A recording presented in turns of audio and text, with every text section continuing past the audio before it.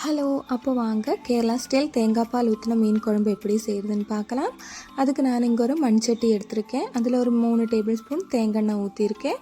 எண்ணெய் நல்லா ஹீட் ஆனதுக்கப்புறமா கடுகு ஒரு 1/2 டீஸ்பூன், வெந்தயம் 1/2 டீஸ்பூன், சோம்பு ஒரு 1/2 டீஸ்பூன், இதெல்லாமே நல்லா பொரிஞ்சதுக்கப்புறமா சின்ன வெங்காயம் ஒரு 100 கிராம் அளவு, அப்புறம் தேவையான அளவு கருவேப்பிலை, 4-5 பச்சை மிளகு, அப்புறம் நான் வரமிளகா தாளிக்கும் போதே போடணும், மறந்துட்டேன். நீங்கள் அது ஃபஸ்ட்டே போட்டுக்கோங்க. நான் இப்போ போட்டு அதையும் நல்லா வணக்கிக்கிறேன். அது நல்லா பாயில் ஆனதுக்கப்புறமா நம்ம இப்போங்க ஒரு 3 தக்காளி எடுத்திருக்கேன். அதையும் போட்டு நம்ம நல்லாவே அது குக் பண்ணி எடுத்துக்கலாம். தேங்காய் பால் ஊற்றுறதுனால ரொம்ப டேஸ்டியாக இருக்கும். கண்டிப்பாக ட்ரை பண்ணி பாருங்கள்.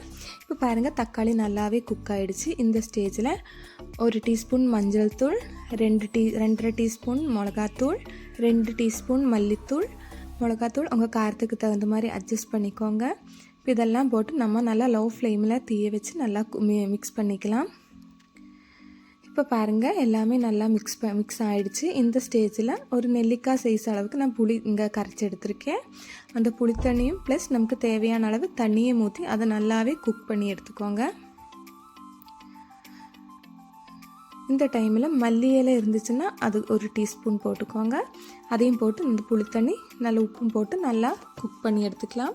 ரொம்ப டேஸ்டியாக இருக்கும். கண்டிப்பாக ட்ரை பண்ணி பாருங்கள். இப்போ பாருங்கள், புளி தண்ணியெல்லாம் நல்லாவே வெந்துருச்சு. இந்த ஸ்டேஜில் நாங்கள் நெத்திலி மீன் எடுத்திருக்கேன். நெத்திலி மீன் குழம்பு வச்சா ரொம்பவே டேஸ்டியாக இருக்கும். நீங்கள் எந்த மீன் வேணாலும் எடுத்துக்கோங்க. இப்போ நெத்திலி மீன் போட்டு லோ ஃப்ளேமில் வச்சு குக் பண்ணி எடுத்துக்கலாம். வீடியோ பிடிச்சிருந்தால் லைக் பண்ணி, ஷேர் பண்ணி, சப்ஸ்கிரைப் பண்ணுங்கள்.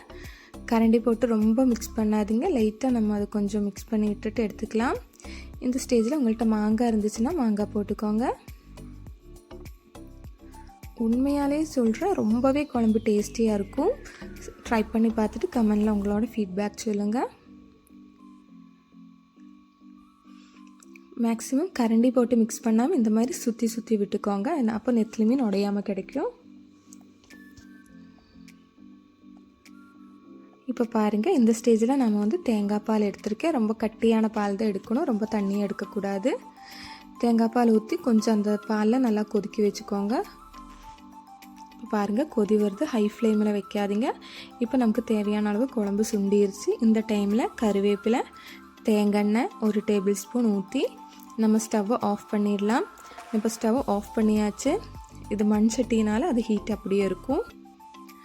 பார்த்தீங்களா எவ்வளோ திக்காக இருக்குன்னு. கண்டிப்பாக ட்ரை பண்ணி பார்த்து உங்களோட ஃபீட்பேக் கமெண்டில் சொல்லுங்கள்.